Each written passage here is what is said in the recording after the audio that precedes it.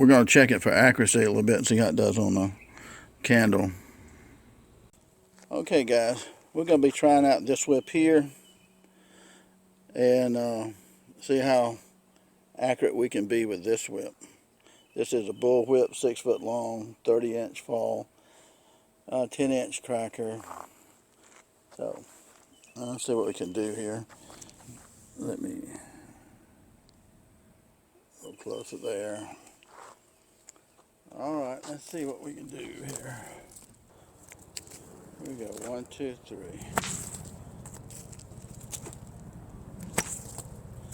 One, here we go, next one. Can you do it on the second one? Go right beside it. Oh, got it. Okay, let's try our candles again.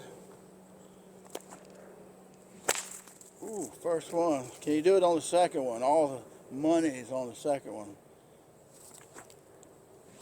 Oh, terrible. Ooh, right beside it. Ooh, right on it. Gee.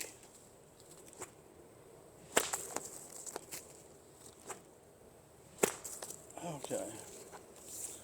That was close enough to blow it out. Goodness gracious. Oh, I see what happened right here. It knotted up right here. It was coming up short. Wow. That one didn't. I jumped to the other side of it. Okay. At least I'm not knocking it off, right? Okay, here we go again. Yeah. Try to get our distance right. You gotta get your distance right if you want to be successful at this right here, okay? Alright. Make sure your whip is you have the natural curve of your whip. Alright, here we go. 1, 2, 3. Ooh, perfect. Can you do the second one for all the money, for all the marble? Alright, 1, 2, 3. Oh, man. Missed out a mile. 1, 2. 1, 2, 3. Alright. It's always the second one that's so hard sometimes. It's just, it's like throwing knives. If you throw knives, I throw knives, you got to do it the same way every time. But I'm standing directly in front of the one on the right candle. And so then I go after the left one. I need to turn just a little bit toward the left candle to line up perfectly. That's why I throw off to the right. Okay. Here we go, guys. Remember, get the natural curve of your whip. Aim at the wick. Don't aim at the candle. Aim at the wick. Not the flame, but the tiny wick, 1/8 of an inch. Here we go. 1, 2, 3. Right to the edge of the candle. Oh, man. Alright, the wick. Got it. Can you do the other one now? 1, 2. Ooh, perfect. That was absolutely on the wick, those two. If you get off the wick, sometimes it put it out, sometimes it won't. Okay. Here we go again. Aim at the wick. Get your distance. Aim at the wick. Okay, aim at the wick. Nothing else but the wick. Okay, aim at the wick, nothing else. Oh, that was right in front of it. 1, 2, 3. Ooh, that hit the side of the candle at the top, but to the fraction to the right of the wick. Here we go. Oh, I got it. Can you do the next one? Oh, perfect. Dead hit on the wick on the second one. Okay, using this whip here, it's not too bad. It's a stiff. This is a brand new whip, so it's stiff, and so it is a little bit easier for me to control because it's stiff. And you got to find the natural curve, like this right here. See, if I try to swing it this way, see that it's going to go off weird. Okay, if I try to swing it this way, it's going to go off to the right. And so find the natural curve and aim the natural curve at it. Now, this curve right here is this size right here, but how big is it if I flip it over? This is a bigger curve. This is a bigger curve, I think, right here. Or is it? See, that's one curve right there. Flip it over. This is kind of a bigger curve on that side. So most people will like the bigger curve to be behind you, so when you swing it, it's like that, see. So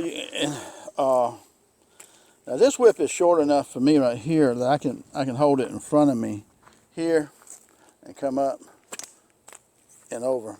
Now you don't want to be that close.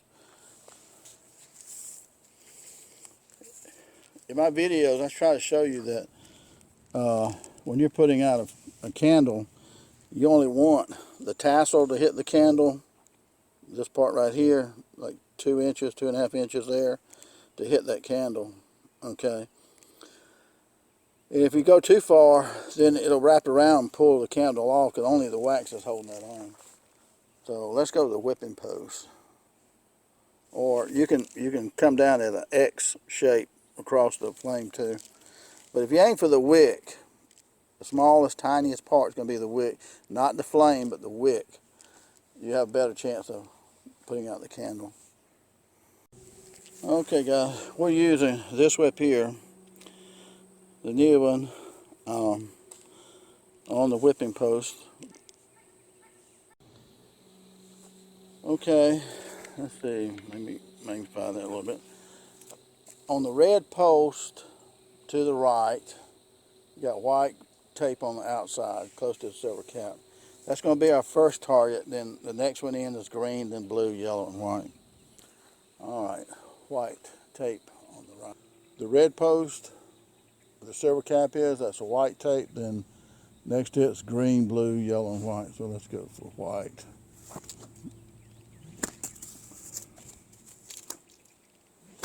That was a dead hit. Green. That was a hit. Blue. That was a hit. Yellow. To the right of it. That was a hit. White. That was a hit. Okay.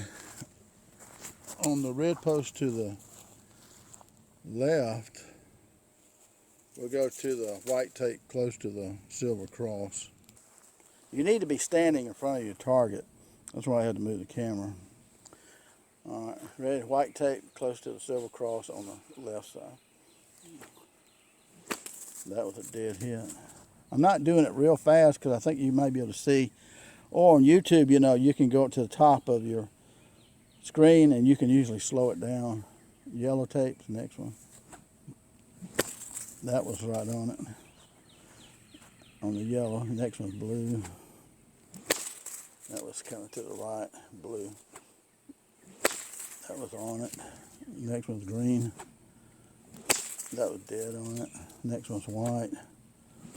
That was dead on it. So not too much trouble with the tape, 3/4 inches wide. So if you can hit 3/4 inches wide, you can hit the candle. But you need to be aiming for the wick, which is like 1/8 of an inch. Okay, we're going to do our horizontal, which is like that. And on the green pole at the top, we'll start with the white tape. Let's try the white tape below the silver cap. That was kind of on it there. One more. That was dead on it. red tape below that, tad above it, dead hit there. The blue tape, that was good. Yellow tape below that was right on it. Now on the orange pole below that, okay, we're looking at the orange pole, and the orange pole close to the silver cross is the blue tape, then yellow and red and white. So let's go for the blue. Okay. So we go for the blue tape underneath the cross there on the horizontal, and then the yellow and red and so forth. Here we go. 1, 2, 3. Oh, that was good. Yellow. That was pretty good. Red. That was dead center. White. That was good. Dead center. Green. That was dead center. Yellow. Oh, just below it. Yellow. That was on it. Blue. Just above it. Just above it. Just above it. Right on it. On it. On it. Oh. Pretty much. Sometimes you'd be surprised that whether you're going for the top, the tape at the top of the green pole or at the bottom, it changes your dynamics a little bit when you swing. So that's why I went after the blue so many times. You develop muscle memory. And again, we could go quick, and you probably wouldn't see where that hit on the tape. That was on the white. That was on the blue. So that's why I'm doing it kind of slow, so you can see that. And when you're practicing, don't swing like that. Don't do as hard as you can. And this tape right here, this whip right here actually is not too bad. This whip is not too bad on popping. I thought it'd be a little bit harder to pop, but that's a fast figure 8.